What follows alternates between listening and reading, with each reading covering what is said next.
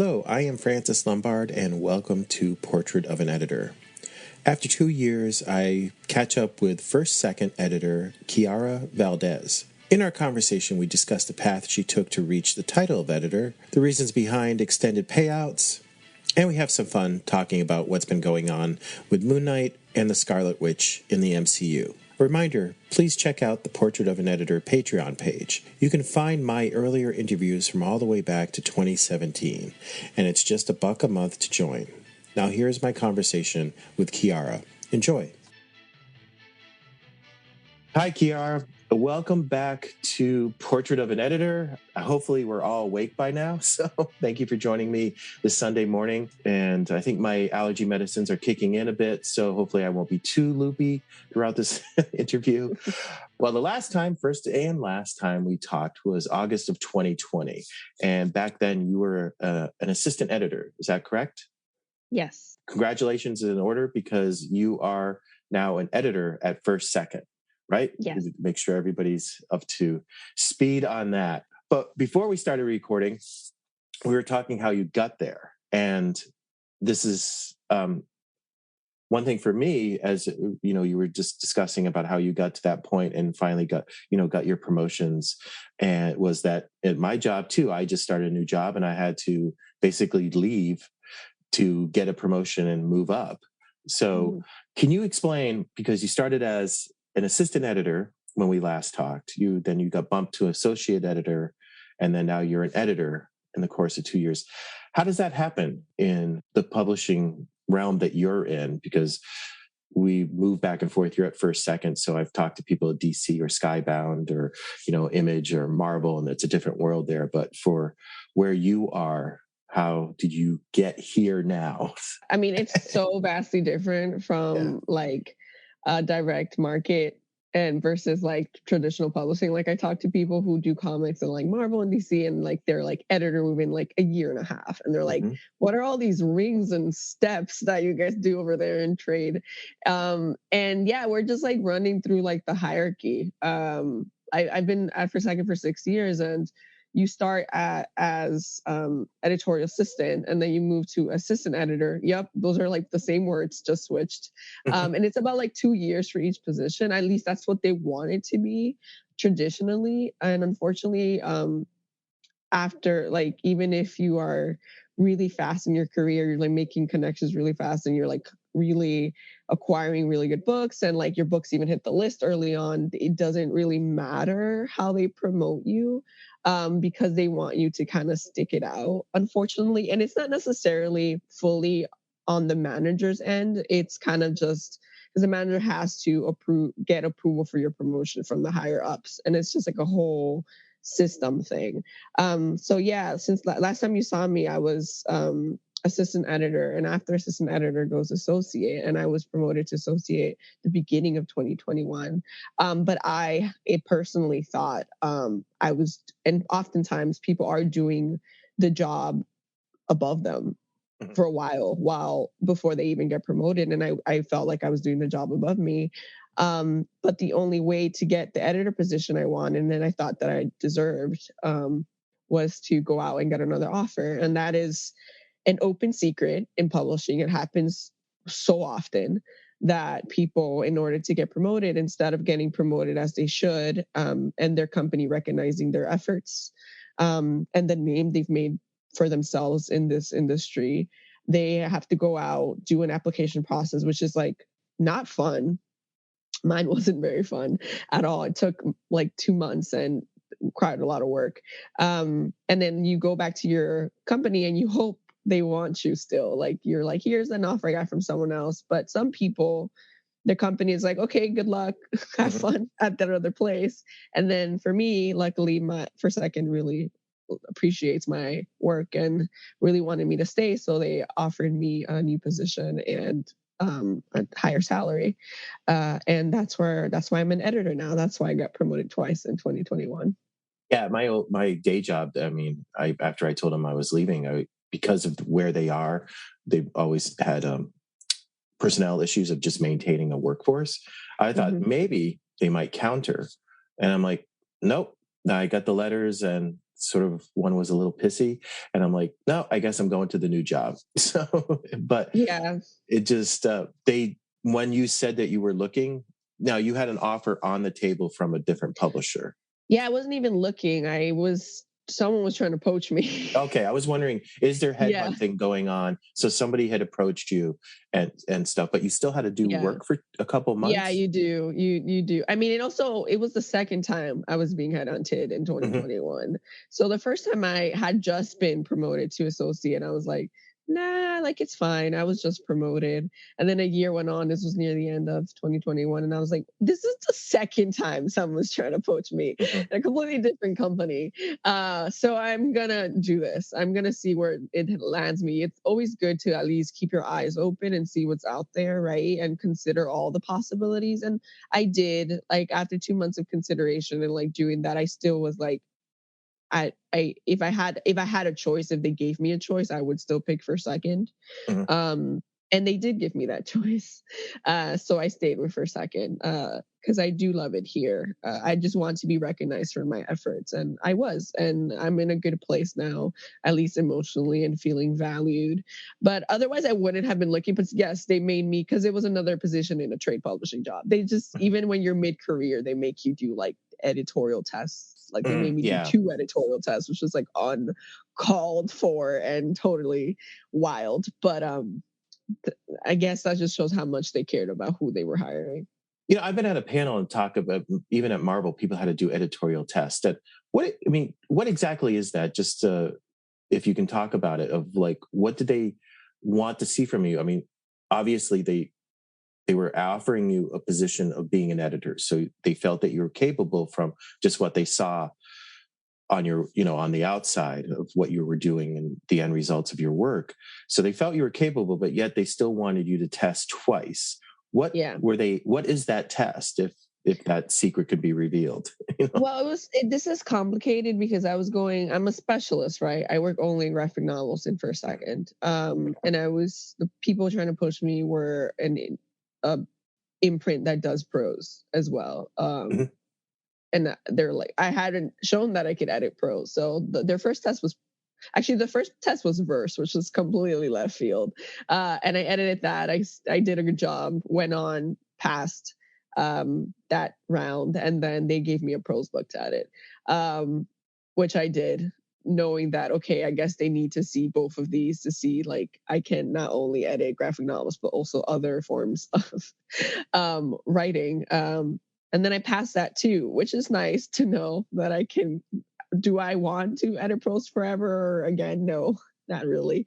But it's good to know I can, and that people thought I did a good job. I think that's just it. They were trying to see if the notes I gave them made sense, and were like nuanced and thoughtful, and they made me do edit letters, so like that I could write a proper edit letter. I feel like editorial is so subjective that, like, I do wonder how hard it is to like be on the other end of hiring people.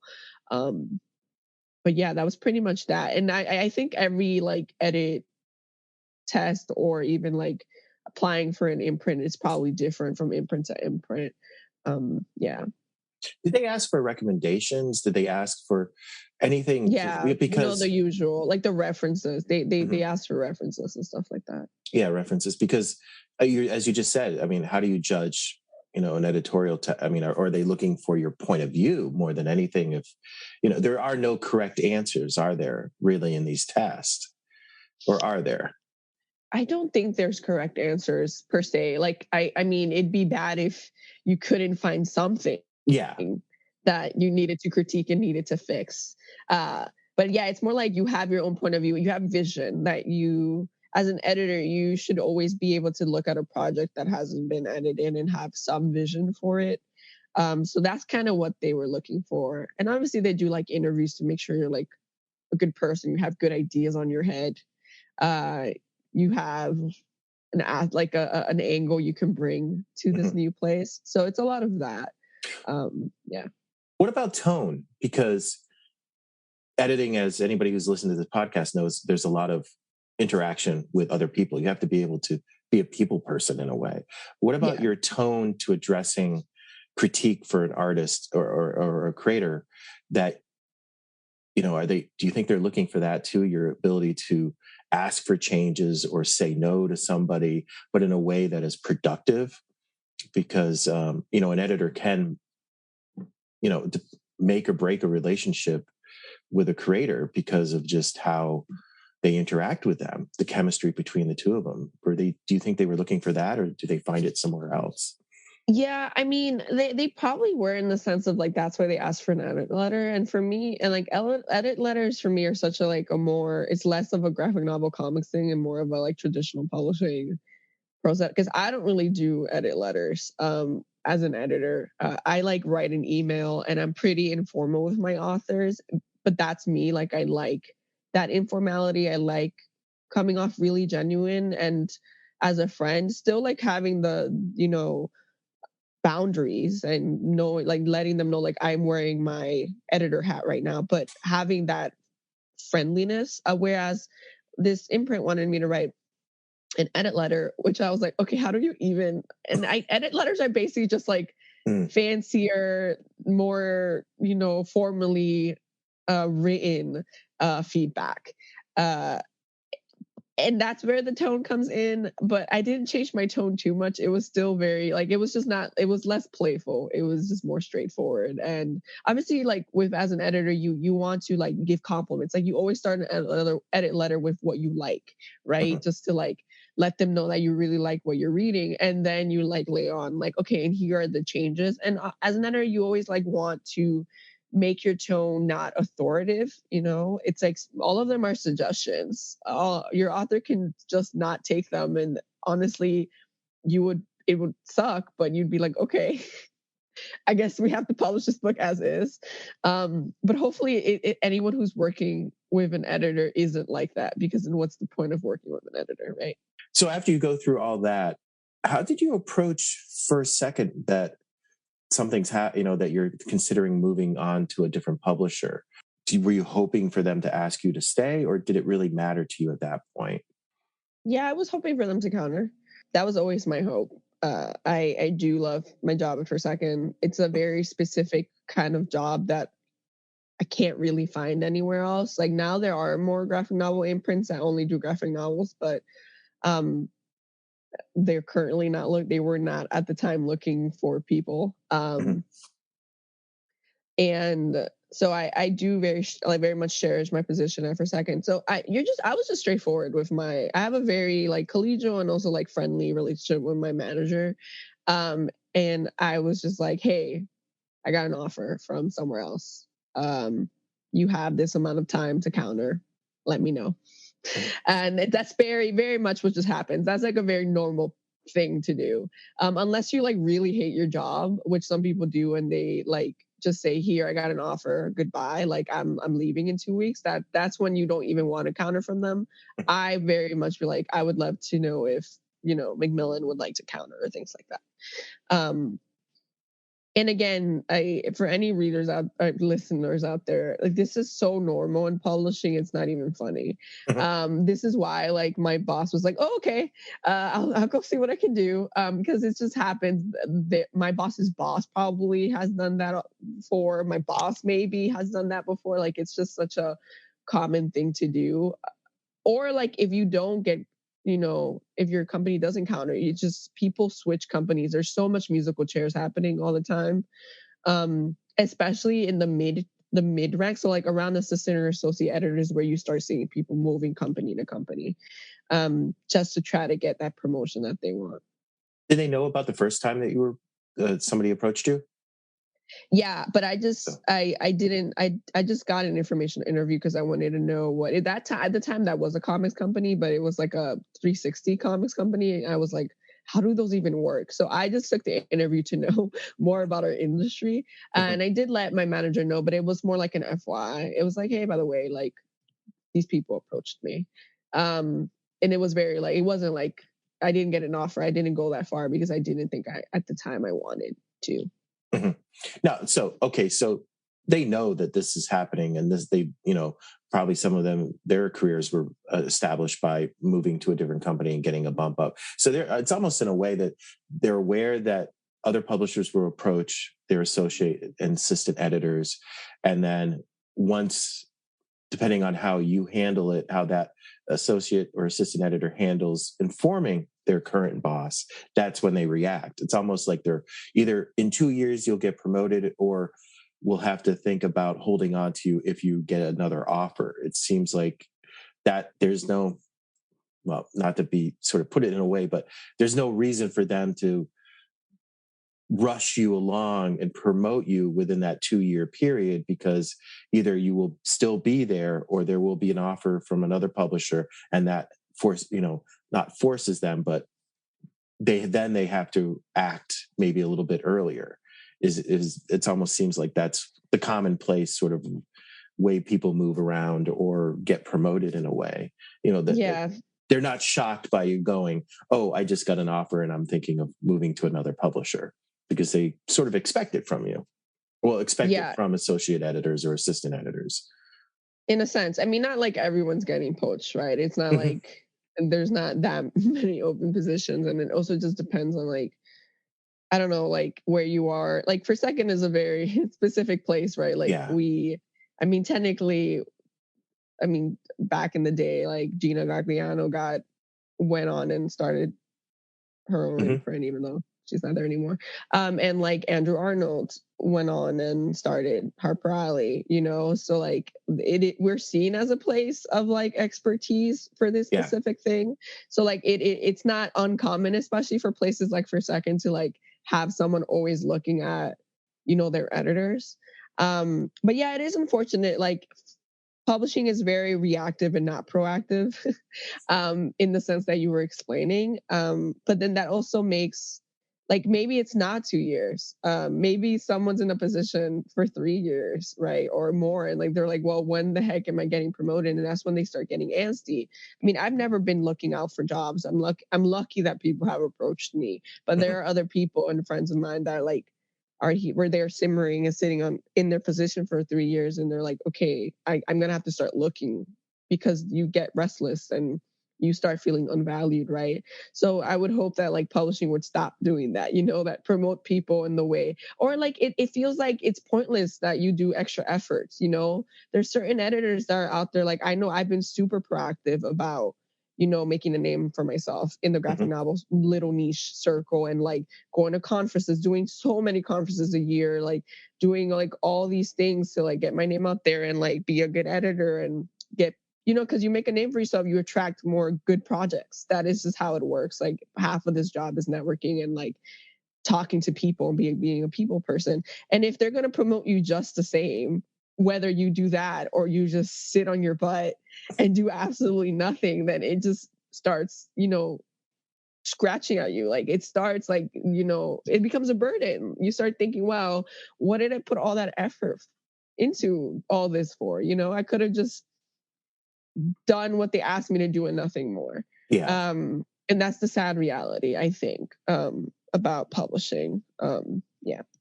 I was talking to, I just remember now, I've had a couple conversations with Bryce Carlson earlier on in the podcast. I think some of them are still available for the listeners if you haven't heard it.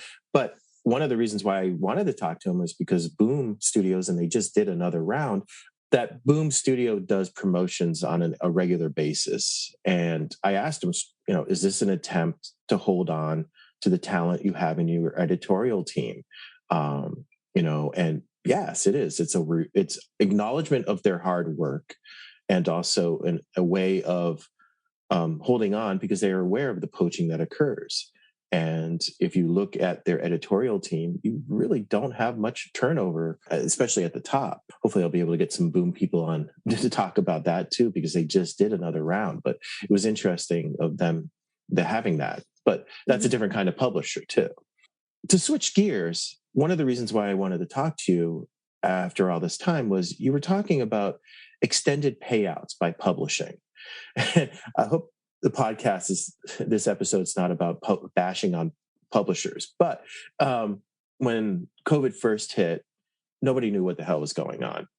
And there has been an issue of supply lines with paper shortage, everything from, toilet paper, as we all know, to, to books being sort of delayed in the comic, direct market, because nowadays there are books being rescheduled, or publishers having to change their publishing schedule just because of availability of paper. And that's where the extended payouts came about, of stringing out payouts. But now everybody thought maybe it might be a short-term thing, but now it's beginning to seem like it might be holding.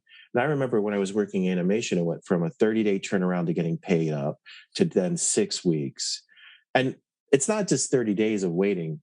You might wait those 30 days and then have to have your agent call the people and go, where's the check? And then you're waiting another 2 weeks. So they already were, and then now it's 6 weeks, you wait before, the time's up, and then you have your agent call, and now you're waiting 2 months to get paid. And can you explain where things are with extended payouts? Because you're part of the publisher, so you're dealing with that, but it seemed like something that also puts an editor into a weird position, because for me, the first time I was reading about it, now this forces the creator to get other jobs and be working on not just one thing at a time, but a couple things, just to be able to have a livable wage in a way, because the way the payouts sort of break down, that if you're only waiting for one payout, you might only make $15,000 that year, and no one can survive off of that anywhere in this country. So what's, it's been a little while since you were talking about it, but where's your take on that nowadays? So actually, less than the paper per se. What really dictated stretching out payouts, it's splitting. It's more like splitting payouts. It's making them from half on signing, half on delivery, or even thirds that we were used to, or specifically in graphic novels. Though prose has always been a little complicated in the kids and the adult side. It was cash flow. That is like the term to talk about. It's cash flow. It's how much cash the company has at hand. And it's a whole like complex finance thing that I don't truly understand. And like, obviously, like, people don't understand, like, most publishing houses are like, my art publishing houses, Macmillan is the only private publishing house out of the big four, because it's no longer the big five, right? And we're owned by like a German company, a Holtzbrinck. We get, the only reason you see like graphic novel imprints within traditional publishing, like having a more steady footing, and like, it's less shaky when it comes to money, and less shaky like when it comes to maybe being shuttered compared to like smaller comics people that are just surviving by themselves, is that we have big papa money, right? Like if anything goes wrong in Macmillan, like somehow they have this weird financial relationship with our German owner, that they can borrow money from them. So there's always like a like us being profitable on our own. Yeah, for sure we are, but also we have some support. But it was cash flow, right? So they were worried that we were going to tank, and we're going to do so bad during the pandemic that we would not have enough, like, we wouldn't be green, right? In the green as a company. So they did these payouts. They like started breaking out these payouts by fourths and fifths, depending how much money, right, was. And they did say in the beginning of the pandemic that it was going to be, or the tone was very much, it was going to be just a pandemic thing. They kept talking about cash flow. So we're like, oh, we understand. Like, we understand that for the next, whatever, 2 years or so. 6 weeks. At the time we thought it was going to be a month. Yeah. This is going to be the situation. Like, at the time we understood, and then the first year passed, and then they were like, this was the most successful year we've had in many years, and we're like, okay, cool. So what about those payouts? And then the second year passed, and they're like, this was even more successful of a year, and we're like, okay, awesome. Like, what about these payouts?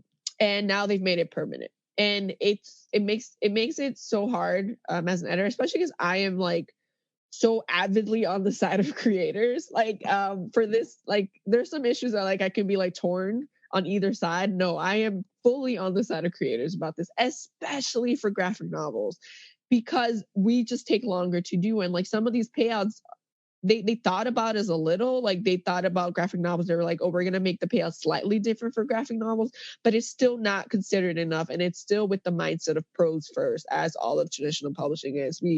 graphic novels, even in like the boom that's happening now and everyone wants them, still come as like an afterthought for people, right? Unfortunately, so like trade publishing is first led by adult prose, then they think about kids publishing, and within that umbrella, then after prose, they think about graphic novels. That's just how it goes.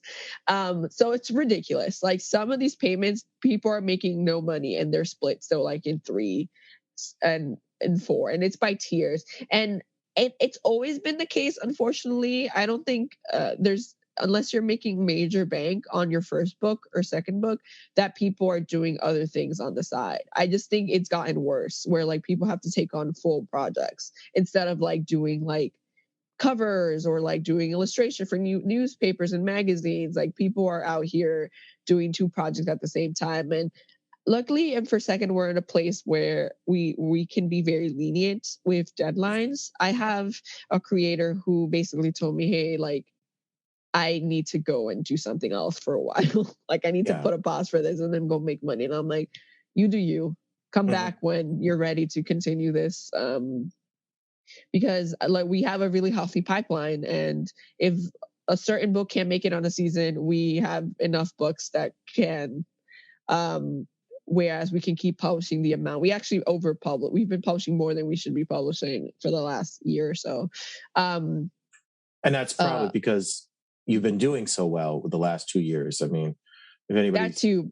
Yeah, we're also like just over acquiring. So like it's like it's a double-edged sword. Like the only reason we can be so flexible with how much time we give people is that we have double the amount of books. We are always working on double the amount of books that we should be, which then puts the burden on the editor because I'm always doing. So we publish 45 books a year. Like I'm doing that. Like I'm not working on 90, but collectively we're working on 90 a year when we can't even publish those full 90s. So that makes it very flexible. And I like that. I'm fine with taking a bit of the burden and making it so I can be super flexible with all my authors and not in a rush at all. But that also means they're probably doing other things on the side, and I'm aware of that. I mean, half the time it's like respecting, as long as like if I signed up your book first and that it is your priority, even if you're working on other things, as long as that is delivered first before any other big project that you need to do. If it's like a direct competitor, then I'm fine with people doing whatever. Seeing that you have, I guess, a full pipeline of acquiring and also ready to publish, that also affects sort of the payouts too, because now just because you get acquired, you could be 3 to 5 years before the book sees the light of day. So now if somebody has to go get another job because the payments have been extended, and that delays the completion of the book that you acquired, does that push out the publication date too? Is it sort of just this vicious cycle where, because of their finance and how things are paid out, it delays even more? Am I making any sense with that kind of question? Yeah, you are. You know? I mean, we publish books as they come and they land on. Sometimes, like, even if we're supposed to only doing 45 books a year, we do more, depending on like what's ready or not. But yeah, if the creator is not, if they can't solely focus on the graphic novel, then they're going to be slower, meaning the publication is going to be slower, meaning their publication payment is going to happen down the line when it comes in, it's unfortunate tied to that. Like obviously there's like in progress payments and different things like that will keep feeding them a bit of money. But that like final pub, and it's like split pretty evenly. So like the on pub payment is like about the same as like progress payment. But still they won't be able to see that money until it gets published. Now, there's a lot of money that you put out too. The publisher puts out that they're waiting because publishing, you'll recoup your money from initial publishing. Is there a sort of a situation this puts you in as the editor and representative of the publisher of like, oh, we have this money hanging out, this spent money right here. When are we going to recoup? Do you start? It just seems like this could snowball into a big thing where now, even though you have this company that can loan you money and a few $1,000s is not really a big issue that's out there waiting to be recouped. But are you feeling pressure now about getting completions done too? Because of like, okay, we were expecting to recoup this money by publishing this book. Do you see what I'm saying? Of like your publisher? I do. No, I don't concern myself with the financials too much. Okay. Like I am here to like make the books happen as soon as I tell my authors this book will happen as fast or as slow as you want it to happen. Oh, And for okay. me, that's more on them. That's me thinking about them. Like if they want to get their money quick, if they want to complete this project fast, and then whatever speed they want to go at, I am happy. Some people just take a lot longer and they have to figure out other ways to like balance their life. And it's very unfortunate that we're still not in a place where like a person can be doing a graphic novel and can feed themselves off of it. So I'm not here to be like trying to chase after people just because we want to publish the book and make money and get like our advance back. That's not my position. Like I want to publish the book eventually. You don't want to end up with a book you paid for and then had to cancel because it was never coming, and that happens. That happens often, and I think people don't understand that in general. Like the profit line for publishing is very, very thin. That is why it's hard, because I'm not really one full foot on one end and one full foot on the other. I just see how slight the margin is. And people don't understand just how expensive printing is and how like ridiculous like this industry. I truly don't. I like look at how we function in general, all companies in publishing, and I'm like, how do we do this? It's like a perfect balancing act, and it really does come down to pennies. Just pennies multiplied by thousands of how a book is printed. So I do see, but I'm also like, there's money somewhere. There is places to improve in paying people, paying our creators, paying our staff, etc.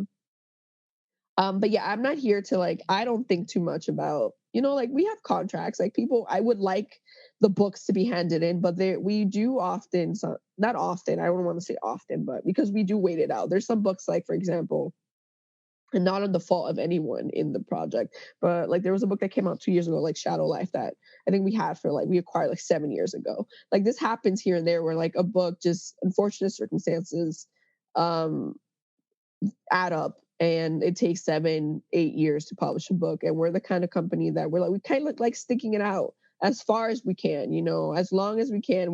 If we really believe in a project to acquire it, we want to publish it, even if that's like 9-10 years down the road. But there have been projects where we were like, you're never going to turn this in, are you? And the creator's like, yeah. Oh, wow. I'm not. Okay. Wow. And then I think we tend to be nicer than some places, because the publisher is in a position where they can ask for their money back, or some of their money back, the advance they gave, because now they're not going to recoup. And I think that we generally don't. We're pretty forgiving. Granted, take that with a grain of salt, because that's just project by project, and depending how far they got, how much work they've put in so far. But I think publishing tends to be just a little bit nicer than people think, because it is a money losing game. Like I think that people don't understand that publishers lose money on most books. And then the few books they make a lot of money on is what keeps them a balance to then keep acquiring new projects. That is like that's truly the whole idea behind the very cruel like front list, back list, like mid lists, whatever algorithm going on. Because with the backlist now, even though it might be up front with books lose money, and you have the bigger books to sort of keep you going, and which allows publishers to maybe cultivate. But do books eventually, if they sell well, will they make their money back, say 10 years down the road? When you say that they lose money up front, but what about the long tail of it? Do they eventually make their money back? Or so it's not necessarily losing money up front, it's just total. But like yes, they're especially graphic novels have a very long tail. Kids books in general have a very long tail, very much longer than, well, I don't think picture books do per se. Picture book market is like so hard. But I think in general kids books have a longer tail than adult does. And that's why we focus so much on our backlist. And graphic novels too have a very long tail comparatively, even in kids books. So a lot of books eventually make their money back. But it's so complex because, like, for example, like people talk about earning out, like, versus like profit. Like an author might never earn out, like and that happens, I want to say more than half the times, I want to say 2/3 of the time at least, an author will not earn out their advance. And that does not mean it was not profitable for the company, the publishing house. Do I understand how that math works? No, because I specifically became an editor because I'm not good at math. But like I would say at least 2/3 of the creators they never make up the money that we quote unquote lent them, Yeah. or gave them in the beginning. And that doesn't mean we won't work with them again. It's like the fact of them, like, just truth of the industry. Do we like our creators earning out? Yes. One, they'll get royalties, right? They'll start seeing that little bit of money, whatever. I don't know how many times it comes out, like 3 times a year, and that's good for them. And some people, if their royalties are good enough, and in trade publishing, they tend to be pretty decent. That is enough money sometimes to get them from one paycheck to the other. So it's always good to earn out, but most people don't. And yeah, we lose money on a lot of books in that sense, that sometimes they don't earn out and they don't profit, like they don't make their money fully back. But it's like it's so hard to explain because, like, some books do really well in the beginning and then, for example, don't get adopted by schools and libraries and colleges. And then in 10 years they go OSI, out of stock indefinitely, meaning like we stop trying to sell it. And that's okay. Like 10 years is a good time. 5 years is probably a good time. And then there's some books, for example, American Born Chinese, that just blew up in evergreen. the beginning and then is evergreen, like got adopted by every single classroom in this country and just keeps selling forever. Now, like, the whole series is going to come out, so that's going to be another boom. Like, I think, like, people don't realize how important, unfortunately, like, this is a different conversation when it comes to adult, especially because people forget for a second does adult as well. And we've been doing adult since 2006, but the kids market, where the gold mine really is if you get adopted by, like, school and library, because then your tail is even longer. Like, you have these classrooms just like asking for this book back year after year, and then you have new readers every year. I think that's like where the, like, people forget, like, the golden nugget. It's like, it would be amazing if, like, but only certain books, unfortunately, like, like, get adopted, like things that, like, have cultural value or like are like civics or, like, things like that, not like none of the really fun fiction, unfortunately. But yeah, it's hard, because there's so many different variables and situations for a book, depending on. I'm sorry, but when you're looking at acquiring a book, are you looking at a book that can sort of reach an audience like every 5 years? Because, like, in animation, especially young animation, I learned that you have a new audience coming through. And like what you just touched upon, when it comes to schools, that every new fall you have a new audience for these books. Do you consider that aspect? Is that something, especially YA and and children's comic graphic novels, of that you're going to be seeing a turnover of readers in every 5 years? Yeah, we do. I mean, we're always thinking ahead. Like, right now, what we're working on, we're like in winter 2024 or something. Oh, wow. We're always thinking, like, one, unfortunately, like, there's no such thing as like being in whatever in the moment in publishing, and it's kind of hard. It actually bleeds into my life that I'm constantly thinking about the future because of the job I have, because we're always thinking 2 years ahead or a year and a half ahead. But when we acquire, we know the book will be done for 3 years. So we're thinking, what will the market look like in 3 years from now? And there's certain things that are evergreen, like contemporary, middle grade, contemporary YA, memoir YA, memoir, middle grade. Those are things that, like, you can just acquire at any moment and they'll do well. But, like, we do think a lot about what are the readers that are reading, Dave Pilkey and, like, Raina Telgemeier are going to want in 5 years. in 6 years. Like, that's why we're so like, I know 2019, like I want to, maybe it's a little narcissistic, but I do think that like for a second kind of like led like at least the queer YA moment that started in 2019 with specifically graphic novels and like getting space in Barnes and Nobles for graphic novel for like YA graphic novels and things like that. Like certain like Scholastic at the time wasn't even doing YA. Like they started doing YA a little bit after. So like we've always been thinking about YA as was the next horizon after middle grade, and look, hopefully adult comes soon. You know, it's like kind of hard in the adult graphic novel space right now, but we've always been trying to push it. And you always try to think about the next group, because if kids are starting to read graphic novels, and we have huge manga readers, we have huge comics readers in the young age, they're gonna get older, right? They're gonna want YA, they're gonna want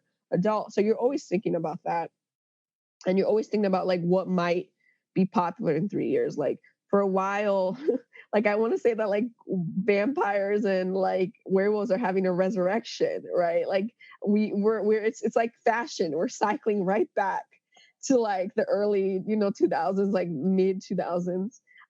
So these kids are going to want this again in a few years, and they're going to want creepy again in a few years. And things like that. So yeah, we're always thinking about that when we acquire, about what's going to work in the future.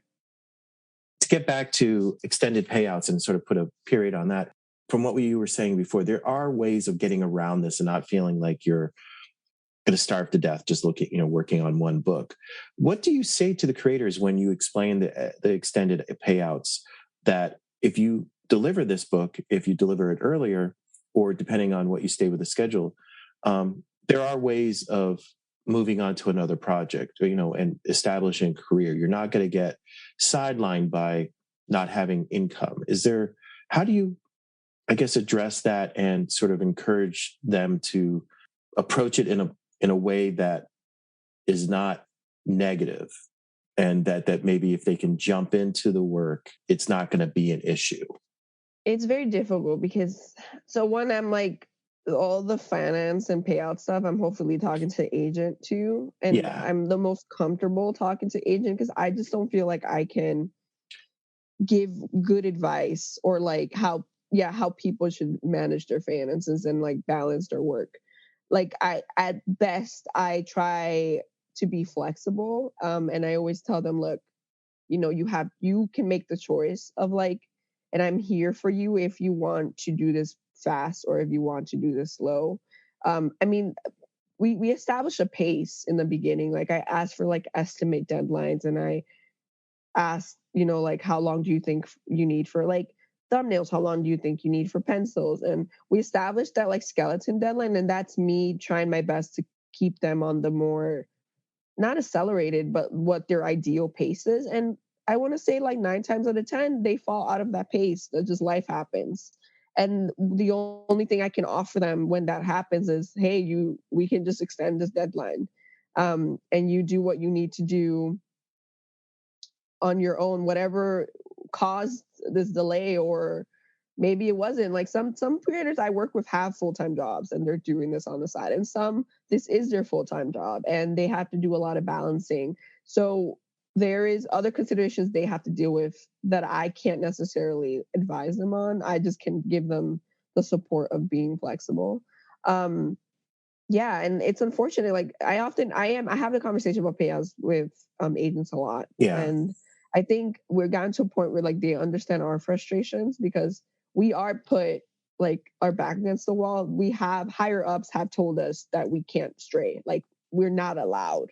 And obviously like people don't understand that when we sign something up, it has to go through like 4 other people, like the head of our publisher and the head of their boss and finance guy. Like they all have to sign off on every single piece of document. So if we don't follow their rules, they just will stop the document in its track and send us an email and be like, what the heck? So we kind of we have to do what they say. And even if we don't like it, we don't. Then people also don't understand that like editorial, at least in our house, we request every payment. So now that payments are split arbitrarily, like 12 months, like for a writer, 12 months after they turn in their, who's going to remember that date? Like, there's so many things we have to keep track of already, and now we have to keep track of double the amount of payment dates to then go request it from the payment department. That's just asking for more slip ups. Even we added in a calendar and things like that. We're trying to do ways to like keep ourselves remembering all these really arbitrary dates that are not tied to anything else. Like, at least on pub date is tied to on pub date, like the pub date. But sometimes these pub dates move. Now they're moving all the time because of the supply chain issue. So it's a mess. And if like the agent is not chasing it, and you think that agents would be better about chasing, but half of them don't. Oh, half really? of them are really aggressive about it, and then the other half are like checked out. That is like, there's like almost no in between. And I actually really, really am happy about the agents that are aggressive about it, because it's hard. I deal in 1 week, like my hands touch at least 20 different books in different like in completely different stages of their life. So like, it's really hard to keep track of these things. Like, there's always things that are going to be slip up. And the last thing we want to slip up is payments. But these new payments and like how they're split, and having them split 3 to 4 to 5 times makes it really hard when you're dealing with 90 books a year. So the agent actually could be an ally for you, and an ally for the creator. They often are, but some of them aren't, right? And then I'm like, in my head, I'm like, look, I'm sorry this slipped up, but also like, it's not fully my fault. Part of your job is also chasing us. And I'm sorry to say that I would love to be like, I would love to give you the ideal situation but none of us are perfect. We're just people. We're not machines, right? Like, there unfortunately going to be issues down the line. And if like more people can contribute in reminding each other about things, then that'd be fantastic. All of this would be solved if like all publishers had like really fancy author portals. Like, some people have author portals. Like, unfortunately, Macmillan does not, which is frankly ridiculous. I think it's ridiculous we don't even have an author portal in the most basic sense of they can find out their pub date, they can find how many books have sold, like very basic information. We don't even have that in Macmillan at all. There's other houses that have author portals, like author sign in and they can get basic information. No, like here we still have to send out emails to tell people their pub dates, which is like a lot of emails, and still have to like tell, like, every time someone asks us how many books have sold, we have to go find that and then relay that information. And after a book pubs, that happens like every 3 weeks, which is like understandable, but also very infuriating when it's happening so many times across the board. So an author portal, one, would help some of that, and luckily some houses have that. But then if it was even more advanced in the place where like when people were done with a certain stage of their work, they can go in and request the payment themselves. Who best knows what they just finished than the author and the creator, right? So they request it, and obviously you have someone on the other side, the other end, approving it, because it's not like just they're going to request and the payment gets to them, right? Someone has to approve it. And that makes so much sense to me. But will we ever get that advanced, quote unquote, advanced in our technology in publishing? No, because we're archaic and we literally live in the 80s and have only put a foot in maybe the 90s right now. That's how behind we are. It was funny when I was talking to the folks at Random House Graphic. They were talking about they were getting ready to move everything online, and when the pandemic kicked in, they were sort of all set. It rushed them, but they were doing their best to be able to work, set everything up that they could work from home. I wonder if they have that aspect of portals available for their creators too. They have an author portal, but not in the advanced. No industry, no house has the advanced one I was talking about like authors being able to request, payments. Yes, I think almost every other big house has an author portal, and we are also fully digital. We just don't have that specific part. That specific thing. Yeah, like, why? Who knows? Yeah, I can't. And it takes money to build one, right? So like, It's like asking like the big boss, like, hey, can you like send about like, I don't know how many, like $1 million to like build this? It's not their priority right now, unfortunately. So yeah, because then all of a sudden you're getting emails, you're getting phone calls, you're getting whatever you have to respond, that distracts from your day-to-day of focusing on editing and stuff. Because half our jobs is this, like getting information for people. And I'm like, if you talk about burnout, when it comes to burnout, editor burnout, this would help. If I wasn't like the payment chaser and the payment requester and the every other information requester, it would help my inbox and my burnout for sure. So I've had you on for a good amount of time. I wanted to switch gears and just have some fun. because on your Twitter account you've been watching a lot of Marvel stuff.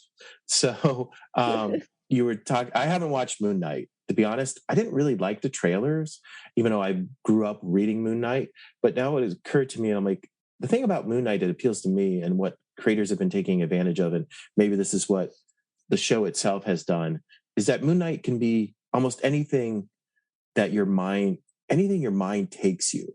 He's such a character who, because of the character's state of mind, there's a lot of worlds open up and a lot of shifts that you can go in. You can go from, oh, he's just a Batman ripoff, to this character who's all just about Egyptian gods and insanity.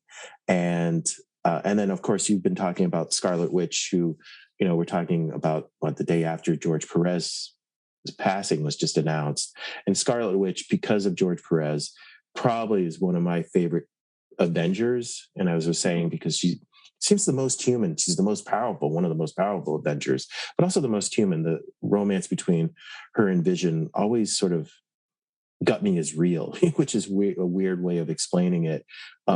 Just that these two characters, these outsiders, sort of care for each other so deeply. And the writers just seem to just get that and be able to convey that really well with the Avengers books that I read and that they were in. Are you happy with Moon Knight? Let's start with Moon Knight first. Where are you? Have you seen the end, or has it paid off? Yes, I have seen it. A non-spoiler. I think it started very slow, but it ended very strong. And I think it would. And honestly, I think Oscar Isaac carried. There were like smart decisions made about the story. How the story was told was really fantastic. And supposedly I was reading a lot on Twitter from people that have DID, and they were saying that this actually was a very decently respectful interpretation of it, which I'm happy they did their research, And Oscar Isaac was just fantastic. I truly don't know who else would have pulled off doing 3 different, personalities. And like, he was so dedicated to it. And yeah, I think it was really good. It's definitely like one of my favorites. It's not.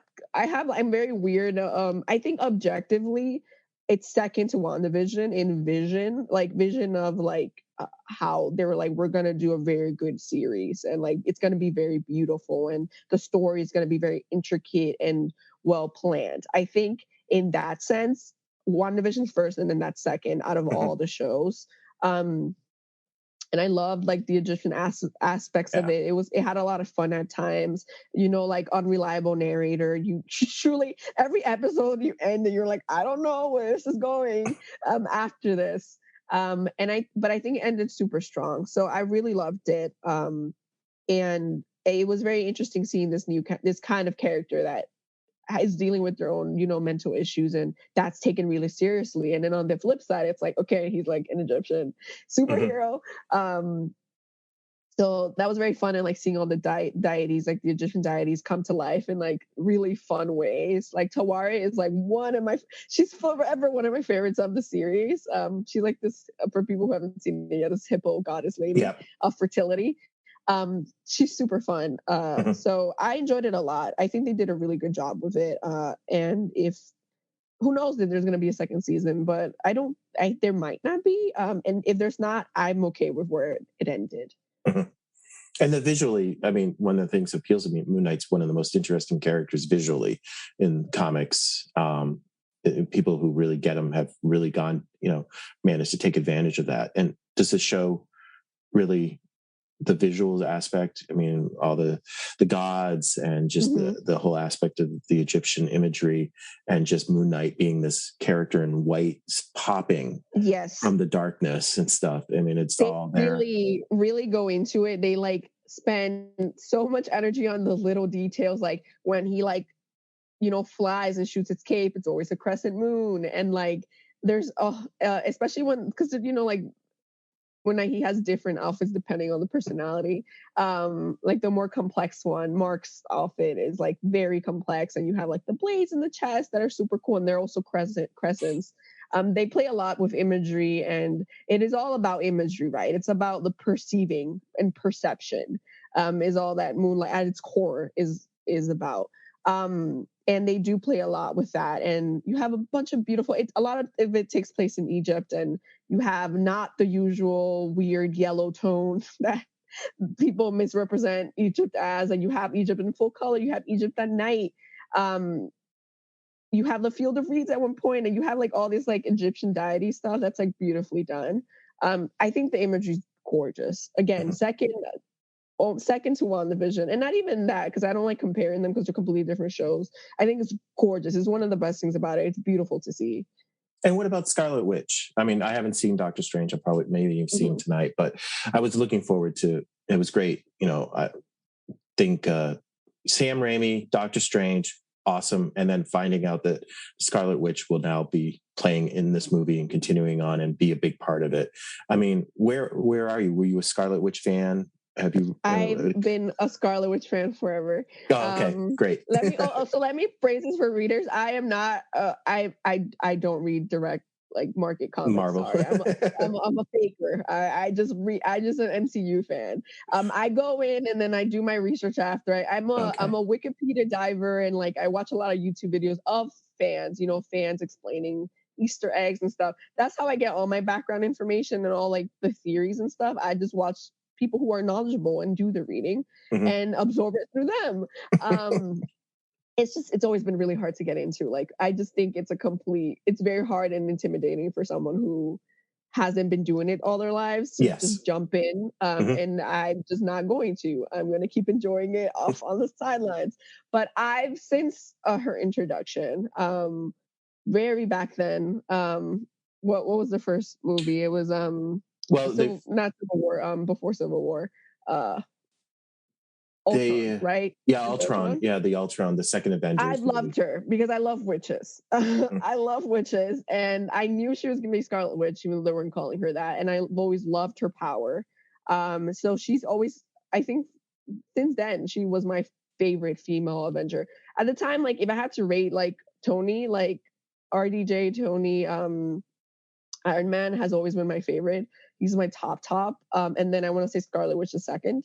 And then, Iron Man died. So then I focused all my attention and the empty hole I had in my heart to mostly Spider-Man, because I love Tom Holland as Spider-Man and Scarlet Witch. Those are where my attentions are at now, especially with Stage 4.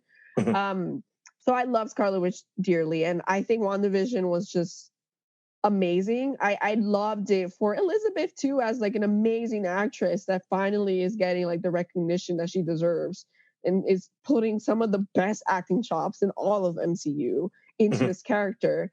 But what people don't understand is that like as WandaVision was amazing and everyone like gave it its props, right?